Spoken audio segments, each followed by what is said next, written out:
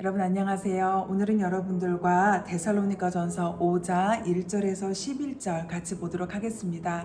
먼저 오늘은 여러분들이 성경을 조금 더 쉽게 이해하실 수 있도록 이렇게 쉬운 성경으로 여러분들에게 이 성경 말씀을 읽어드리도록 하겠습니다. 그리고 오늘 이 말씀은 좀 중요한 말씀입니다. 왜냐하면 예수님의 재림에 대해서 말하는 그런 말씀이기 때문에 여러분들에게 쉬운 성경으로 읽어드리도록 하겠습니다. 1절부터 5절까지 보겠습니다. 형제 여러분, 정확한 때와 시간에 대해서는 말할 수가 없습니다. 왜냐하면 주님이 오시는 그날은 한밤중에 도적같이 임하기 때문입니다. 사람들이 모든 것이 평안하고 안전하다 말할 그때에 재난이 갑자기 닥칠 것입니다. 그것은 마치 아기를 낳을 여인이 갑작스럽게 진통을 맞이하는 것 같아서 아무도 피할 수가 없습니다.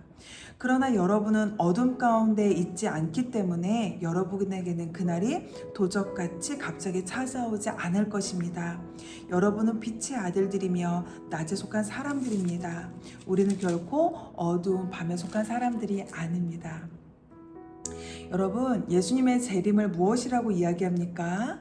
도적같이 온다라고 이야기합니다. 도둑은 내가 가겠습니다 라고 오는 게 도둑이 아니지요. 언제 왔는지 모르는, 언제 나의 집에 방문했는지 모르는, 침투했는지 모르는 것이 바로 도둑이죠.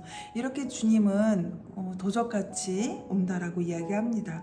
그런데 너무나 놀라운 것은 4절에 어둠 가운데 있지 않은 여러분들은 도적같이 갑자기 찾아오지 않을 거라고 이야기합니다. 우리는 빛의 사람들이기 때문에 낮에 속한 사람들이에요.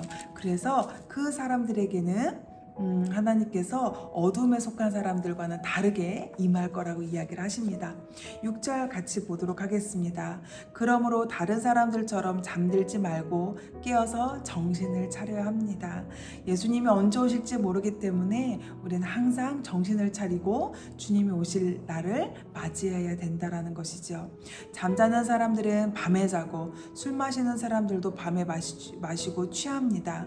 그러나 우리는 낮에 속한 사람들이 정신을 똑바로 차리고 믿음과 사랑의 갑옷을 입고 구원에 대한 소망의 투구를 씁니다. 우리가 낮에 속한 사람들이기 때문에 그래 나는 하나님께 속해 있어 라고 그냥 거기서 멈추는 것이 아니라 믿음과 사랑의 갑옷을 입어야 된다라고 이야기합니다. 그리고 구원에 대한 소망의 투구를 써야 된다라고 이야기하는 것이죠.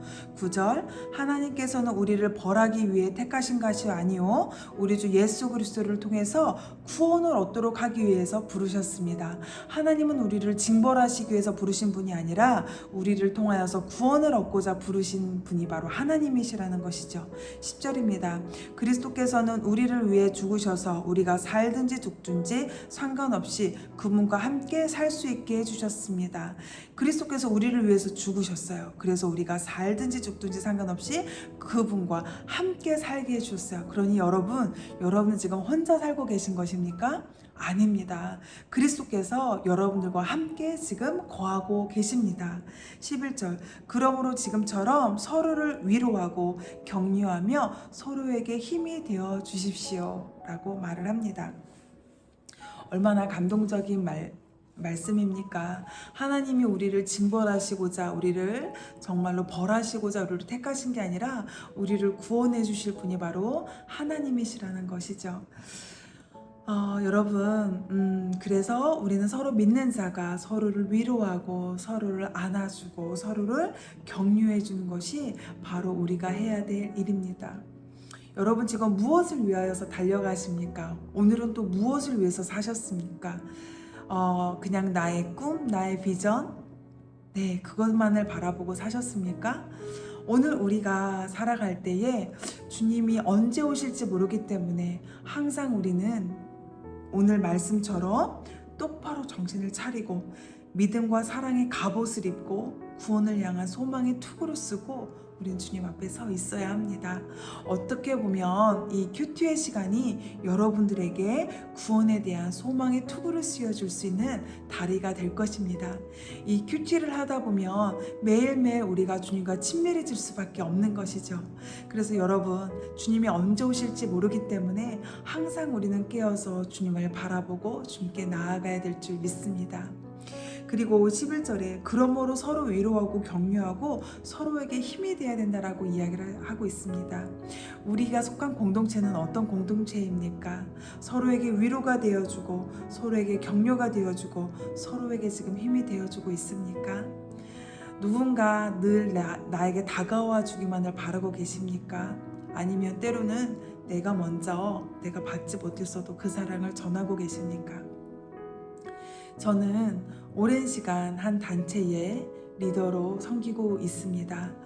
그 리더로 섬길 때에 때로는 내가 멤버들에게 받지 못한 사랑들, 어떤 이해타산적으로 내가 이 정도 받았기 때문에 이 정도 줘야 된다, 이런 것들을 하나님께서 다 내려놓게 하시는 훈련들을 했습니다. 내가 무엇인가 멤버들을 통하여서 받지 못해도 하나님께서 그들을 섬기고 그들에게 정말 어떤 거 바라보지 말고 하나님이 나에게 하셨던 대로 그들을 섬기고 사랑하라고 늘 말씀해 주셨습니다. 그래서 그들을 그렇게 사랑하고 섬기려고 참 많이 노력했었던 것 같습니다. 하지만 그것이 나의 힘과 나의 능으로 되는 것이 아니라 나를 사랑해 주셨던 예수님, 그 예수님께 그 힘을 받아서 섬기려고 했던 모습들을 기억나게 하셨습니다. 그리고 그 섬김을 또 누군가 그 후배가 본받고 또 그렇게 섬기는 것들을 몸소 보이는 그런 공동체가 정말 살아있는 공동체라고 생각합니다. 여러분의 목장, 여러분들의 소그룹, 거기서 때로는 한 사람만 섬기고 있진 않습니까? 리더들은 참 많이 외로운 자리에 있을 수 있겠죠. 여러분들의 자리에 있는 선생님이나 리더들을 오늘 기억해 줬으면 좋겠습니다. 그리고 오늘 큐티의 적용 중에 하나가 늘 내가 만약에 받았다면 이제는 여러분들 카톡으로라도 그 사랑을 좀 보답하면서 사랑합니다. 그리고 고맙습니다. 당신의 섬김에 내가 너무나 풍성했습니다라고 고백해주는 그런 위로와 격려가 있는 우리의 삶이 됐으면 좋겠습니다. 주님이 언제 오실지 모릅니다. 그런데 주님이 언제 딱 오셨을 때 네가 누구냐? 라고 물으시는 게 아니라 그래, 내가 너를 기억한다. 내가 너가 섬겼던 그 모든 순간들, 나를 위해서 애썼던 모든 순간들을 내가 기억한다. 그렇게 고백하는 여러분들의 삶이, 그런 고백을 주님께로부터 받는 여러분들의 삶이 되셨으면 좋겠습니다. 오늘도 하나님의 그 사랑에 속하여서 승리하는 한 주 되시기를 축복합니다.